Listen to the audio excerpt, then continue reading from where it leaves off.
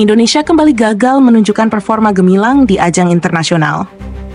3 gol bersarang ke gawang kita, semuanya hasil serangan balik cepat Laos. Apa yang salah dengan pertahanan kita? Mari kita kupas habis jalannya pertandingan ini. Sebelum lanjut, jangan lupa untuk like, komen, dan subscribe agar kalian tidak ketinggalan pembahasan menarik lainnya. Laga dimulai dengan Laos mencuri gol lebih dulu di menit ke-9 lewat aksi Fosombun Penyavong. Pemain ini berhasil lepas dari jebakan offside, menggocek bola yang sempat membentur Kakang Rudianto, sebelum akhirnya bersarang di gawang Indonesia. Gol ini memperlihatkan kelengahan lini belakang kita yang tampak lamban membaca pergerakan lawan. Indonesia cepat merespons melalui aksi Kadek Arel di menit ke-12. Bermula dari lemparan jauh khas Pratama Arhan, kemelut di kotak penalti Laos, dimanfaatkan dengan baik oleh Arel yang melepaskan tembakan akurat untuk menyamakan skor 1-1. Sayangnya, momentum ini tak bertahan lama. Hanya 1 menit berselang, Laos kembali memimpin. Kali ini, Fatana Fomatep memanfaatkan serangan balik cepat. Kecepatan dan efektivitas serangan Laos menjadi mimpi buruk bagi pertahanan Indonesia, yang terlihat kurang solid dalam mengantisipasi serangan langsung.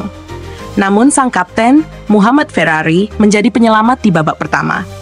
Lagi-lagi, berawal dari lemparan ke dalam Pratama Arhan, Ferrari dengan sempurna menyundul bola yang merobek gawang Laos pada menit ke-13.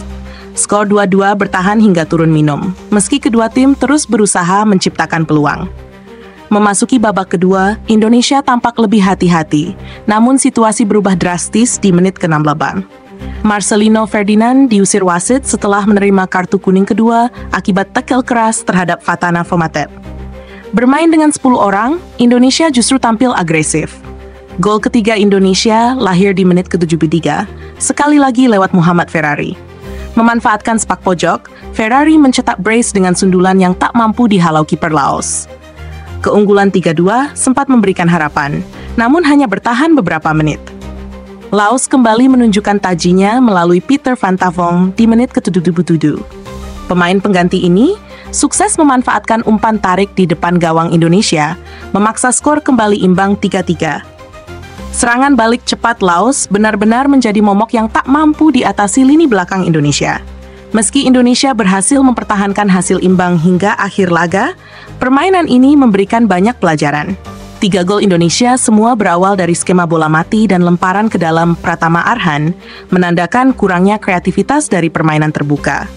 Sebaliknya, pertahanan kita menjadi titik lemah yang harus segera dibenahi jika ingin berbicara banyak di ajang internasional. Analisis pasca pertandingan. Pertahanan Indonesia tampaknya menjadi masalah utama. Laos dengan mudah membongkar lini belakang kita menggunakan skema serangan balik cepat. Kekompakan antara bek tengah dan fullback terlihat minim, sehingga Laos seringkali menemukan ruang kosong di belakang garis pertahanan. Selain itu, kinerja gelandang bertahan yang seharusnya menjadi pelindung pertama juga belum optimal, sehingga transisi dari menyerang ke bertahan menjadi lambat. Di sisi lain, kreativitas lini tengah Indonesia perlu ditingkatkan. Gol-gol Indonesia nyaris semuanya berasal dari situasi bola mati dan lemparan jauh Pratama Arhan, bukan dari permainan terbuka. Ini menandakan kurangnya variasi serangan dan kreativitas untuk membongkar pertahanan lawan yang solid. Pelatih perlu segera mengevaluasi skema pertahanan dan transisi. Mengandalkan lemparan jauh sebagai senjata utama memang efektif, tetapi tanpa kreativitas di lapangan, tim sulit untuk mengontrol permainan. Jika masalah-masalah ini tidak segera diatasi, Indonesia bisa menghadapi tantangan berat di laga-laga berikutnya, terutama melawan tim yang lebih tangguh seperti Vietnam. Bagaimana menurut kalian? Apakah solusi terbaik adalah memperbaiki lini pertahanan atau menambah kreativitas di lini tengah?